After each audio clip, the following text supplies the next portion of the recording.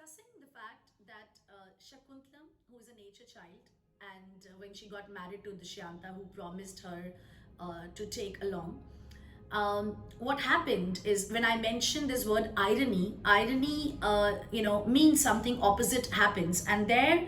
Kalidasa wanted to tell the readers that the role of destiny is very important, and in classical literature, you must understand and you make notes that what is reversal of fortune. So, reversal of fortune is something that where man proposes, God disposes. You plan a lot of things for yourself, but God has written something else in your destiny.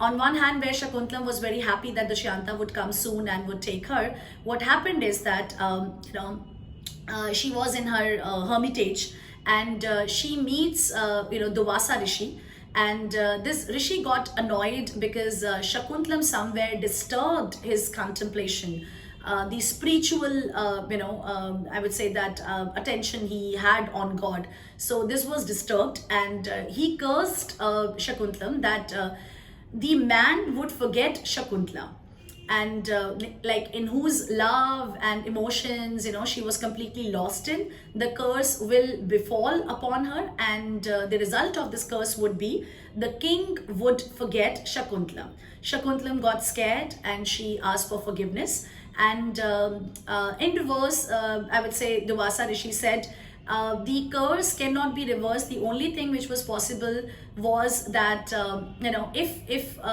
something given by the king shown to the king, that his lost memories would come back. That was the only solution.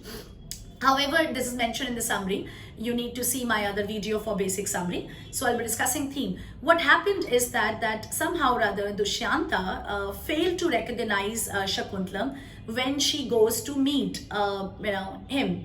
So now then the picture of Viyogras comes into existence, that where Dushyanta, who forgot Shakuntala completely but allowed her to stay in her in his kingdom for a while. But for Shakuntala, what was astonishing was her character was objected. When she said that she was pregnant and the child belonged to Dushyanta, why Dushyanta did not believe that, and she refused to be in the kingdom, to be in the palace, and then she claimed that if her love were true, Dushyanta would come to her, she would not come back. So the power of somehow or other, I feel this particular drama is women centric, because somewhere the power of women has been shown in this.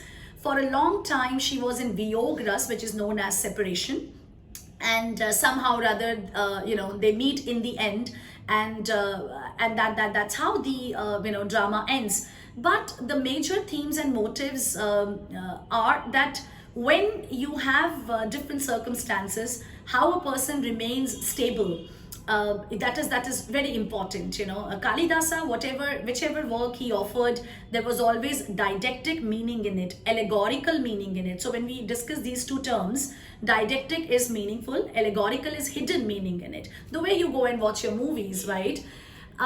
Before I wind up this lecture, I would like to talk the other important question, that why Shakuntala is written in cantos. Let me tell you that in classical time, in earlier time, there was no pattern of stanzas. Now, modern poems, they have the proper structure of stanza, and how long stanza could be, maximum 10 lines, 9 to 10 lines. But cantos were written almost in 30-40 lines, and that is a traditional structure, CANTO. Make sure whatever I've discussed in the lecture, you make notes of that. You watch more videos to have deeper understanding. Thank you. Good evening.